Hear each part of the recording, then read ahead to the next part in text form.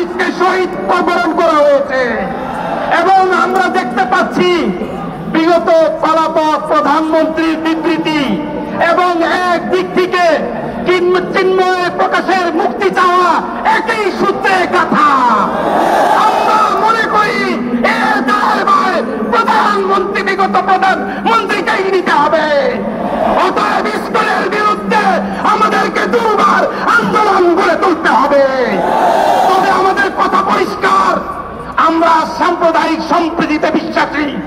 যারা সাম্প্রদায়িক সম্প্রীতি নষ্ট করার অপচেষ্টা করবে, হেফাজতে ইসলাম তাদের বিপক্ষে অবস্থান গ্রহণ করবে।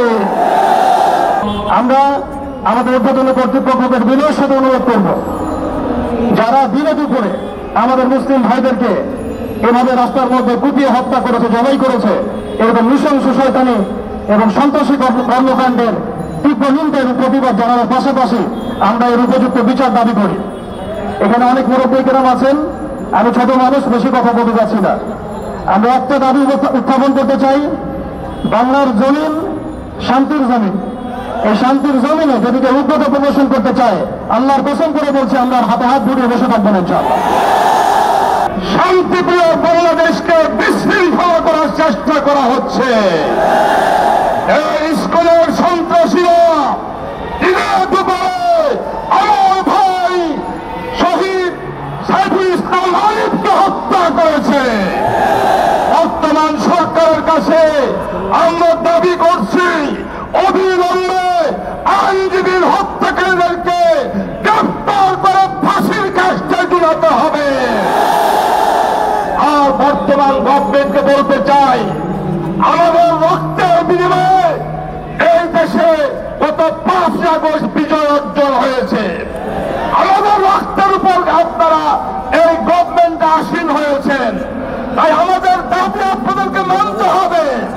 আজকে পরিষ্কার দাবি, উগ্র সন্ত্রাসী ইসলামকে বাংলাদেশে নিষিদ্ধ করতে হবে।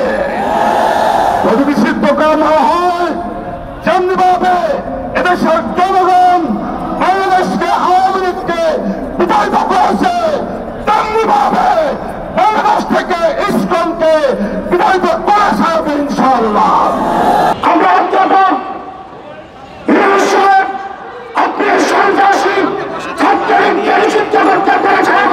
যদি সন্ত্রাসী ইসলামকে নিষিদ্ধ করতে না পারেন, আমরা আপনাকে বলতে চাই, বাংলাদেশের ওলামায়ে কেরাম ঘরে বসে থাকবে না।